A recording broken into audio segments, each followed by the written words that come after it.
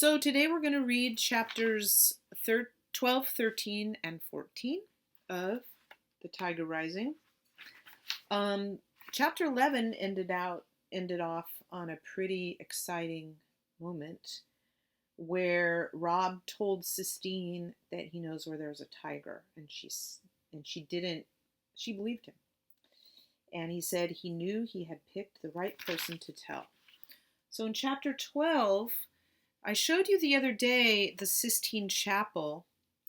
The person who painted it is called Michelangelo, and he was also a sculptor. A sculptor is a person who makes things out of stone or wood or metal, three-dimensional artworks, right?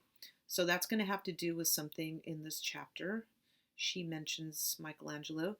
And then I wrote a simile that is in chapter 12. So listen for it, and then we will read 13 and 14. Chapter 12. Sorry. We got to walk through the woods, Rob said. He looked doubtfully at Sistine's bright dress and her shiny black shoes.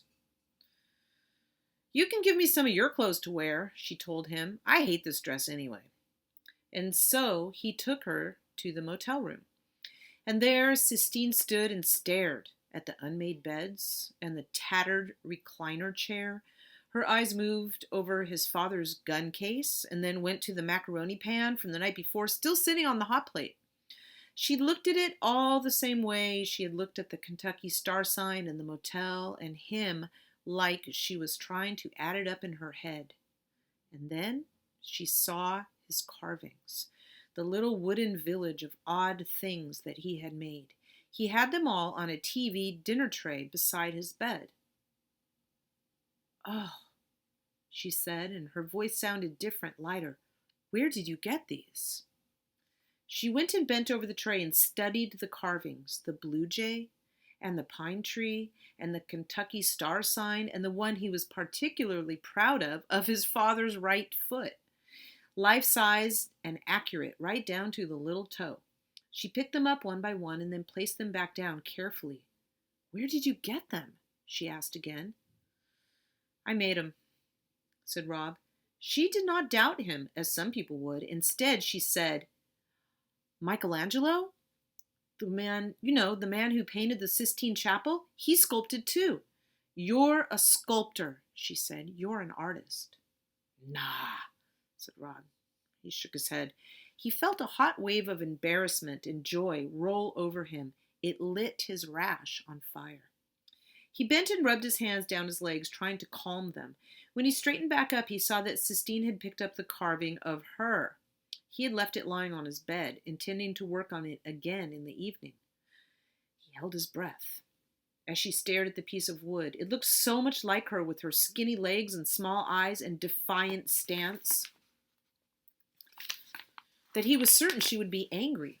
But once again, she surprised him. Oh, she said, her voice full of wonder. It's perfect. It's like looking into a little wooden mirror. She stared at it a minute more and then carefully laid it back on the bed. Give me some clothes, she said, and we'll go see the tiger.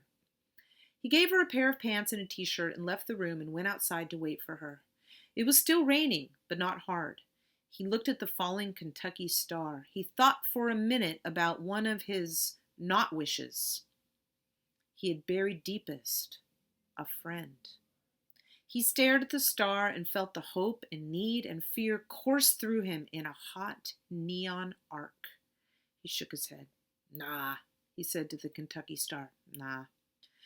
And then he sighed and stuck his legs out into the rain, hoping to cool them off, hoping to get some small amount of relief. So that's the end of chapter 13. So I didn't write this down, but when he says he stared at the star and felt the hope and need and fear course through him in a hot neon arc, I think, neon is the light that the star is made out of on the sign, and it's sort of like when a shooting star goes, it goes whoosh, across the sky like an arc, like a bow. And he's feeling that feeling go through him like a shooting star because his wish is to have a friend right there. That's what he's thinking. All right, in chapter 13, there's this word trespassing. I think I made a mistake. It only has one S at first. And then there's another simile. It was like, and it's kind of similar to the one I wrote in this chapter. It was when she says, it's like looking into a little wooden mirror when she looks at this sculpture of herself. Chapter 13. They walked through the scrub. That means like the bushes on the ground. The rain had stopped, but the whole world was wet. The pines and the palmettos and the sad clusters of dead orange trees all dripped water.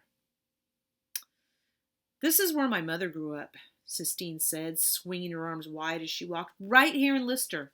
And she said that she always told herself that if she ever made it out of here, she wasn't going to come back.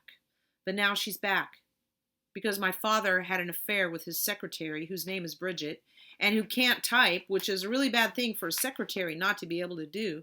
And my mother left him when she found out. He's coming down here to get me. Soon. Next week, probably. I'm going to live with him. I'm not staying here, that's for sure. Rob felt a familiar loneliness rise up and drape its arm over his shoulder. She wasn't staying. There was no point in wishing. The suitcase needed to stay closed. He stared at Sistine's shiny shoes and willed his sadness to go away. Ain't you worried about messing up your shoes? He asked her. No, she said. I hate these shoes. I hate every piece of clothing that my mother makes me wear. Does your mother live with you? Rob shook his head. Nah, he said. Where is she? Rob shrugged his shoulders. Well, my mother's going to open a store downtown. It's going to be an art store. She's going to bring some culture to this area. She could sell some of your wood sculptures. They ain't sculptures, Rob protested. They're just whittling. That's all. And we got to be quiet because Beauchamp don't want people walking around on his land. Is this his land? Sistine asked.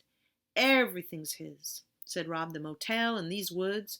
Well, he can't own everything, Sistine argued. Besides, she said, I don't care. He can catch us. He can put us in jail for trespassing. I don't care. If we're in jail, we won't get to see the tiger, said Rob. Where's your mother? Sistine demanded. Suddenly, she stopped walking and stared at him.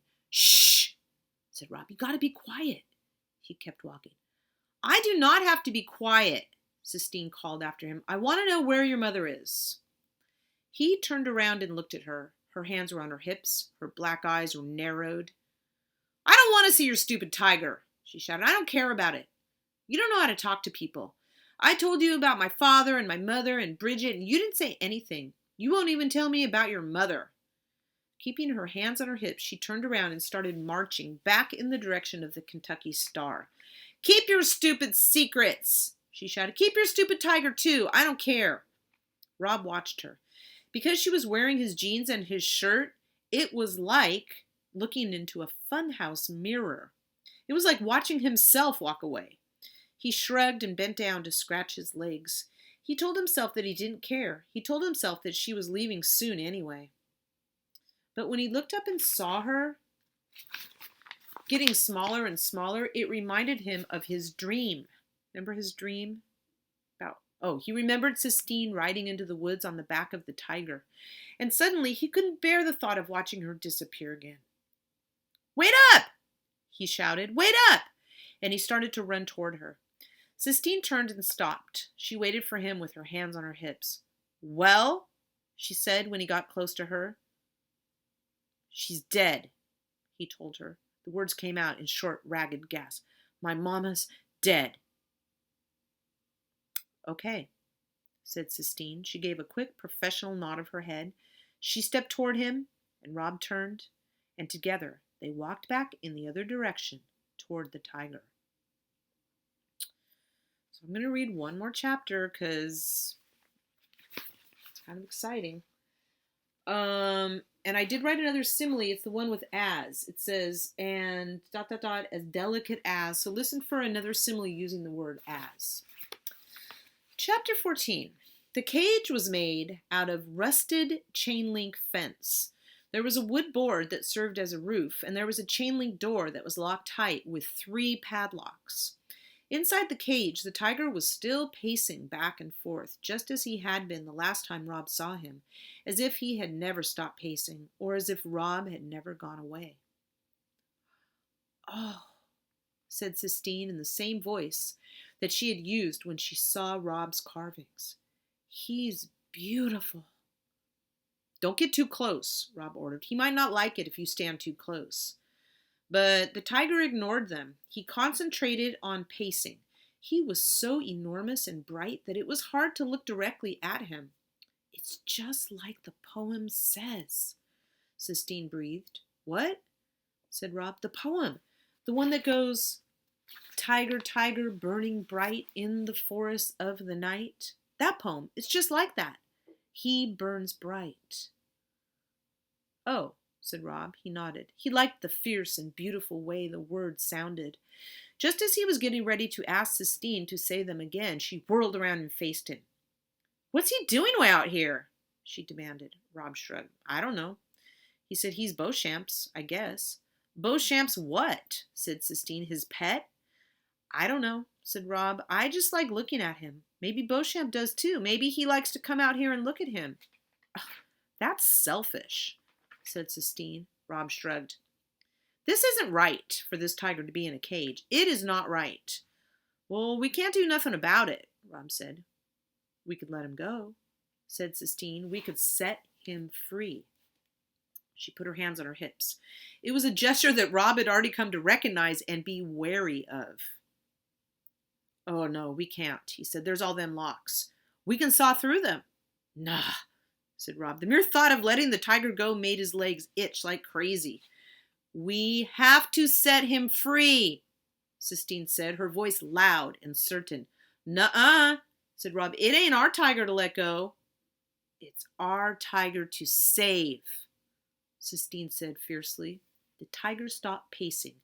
He pricked his ears back and forth, looking somewhere past Sistine and Rob. "Shh," said Rob.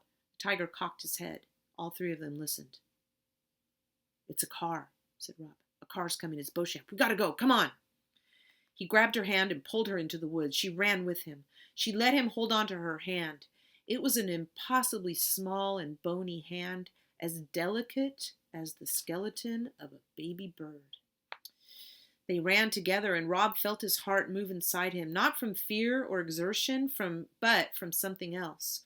It was as if his soul had grown and was pushing everything up higher in his body. It was an oddly familiar feeling, but he couldn't remember what it was called. "Is he behind us?" Sistine asked breathlessly. Rob shrugged. It was hard to move his shoulders up and down and keep hold of Sistine's hand at the same time. Sistine said, "Stop shrugging your shoulders at me. I hate it. I hate the way you shrug all the time."